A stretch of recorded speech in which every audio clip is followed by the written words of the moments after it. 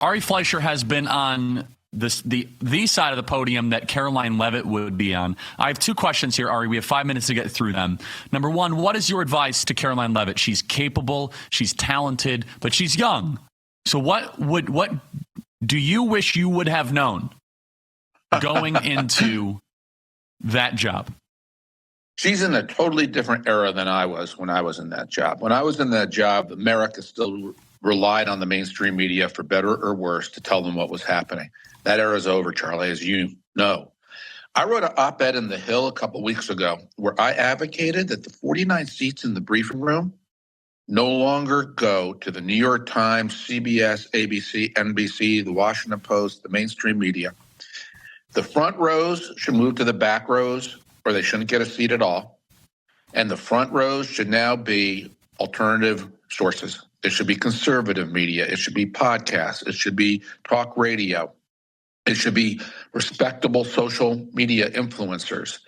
That's how Americans get their news these days. People no longer get their news from the mainstream media. And that room is a throwback to the 1980s. And so I urge them to modernize the room, put it in tune with how people consume news today. What does that look like?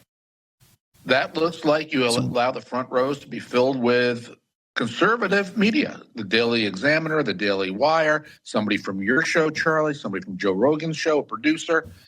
It looks like the way people get their news. And plus, the media are activists. They take sides. Nobody should pretend anymore that CBS, NBC, the New York Times are neutral. They're not. They're anti-Trump. Trump should get people in the front rows who ask him legitimate, good, earnest, hard questions. But not everything is a game of destruction where they just want to take the president down. The American people will be better served with a more modernized media room, and so will Donald Trump.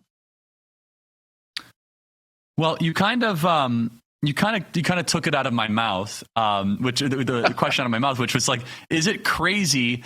Does it have to still be this like ossified thing in that same room? Can they find a bigger room, like where it's more modern and it's more, I don't know, like podcasty? Do you know what I mean, Ari? Where it's a little less like this. Let's be honest. When a Republican is in office, it's like a Moscow show trial, right? When it's a Democrat, it's just like a, I don't know. It's like a Rotary meeting or something. Cake. I don't know. It's just boring. You know? Is there a way to aesthetically modernize it? Or do you recommend that? Or because new media is multidimensional, and the media is laughing like, oh, Joe Rogan's in the front row. He gets more views than all of you guys. All of you. Ari, your thoughts? I think you can stay with the 49 seats in that briefing room, just put better, more neutral or more fair reporters in those seats, fair to Donald Trump. I do think you could find another place in the White House that would allow what you're talking about, an audio, a video component in. Physically, there's just not that much space, certainly not in the West Wing. You'd have to gut the briefing room to do it there, and that's not going to be in the cards.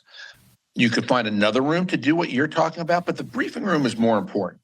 Who sits in those 49 seats? Who asks the questions? How come none of the reporters previously thought it was even remotely possible that the coronavirus originated in a Chinese lab? Wouldn't we all as a country be better off if there were people sitting in those seats who thought that's a legitimate line of inquiry? And they asked those type of questions. The whole media before it was out to get Trump. When it came to collusion, when it came to the Steele dossier, they've proved incapable of being fair or neutral. And they're losing viewers and readers. That's not where the action is. The action is with the new media. It's with people like you, Charlie, and it's people like we've just been talking about.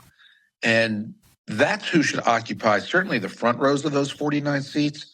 And I could make the case for all 49 seats. Ari, I love it.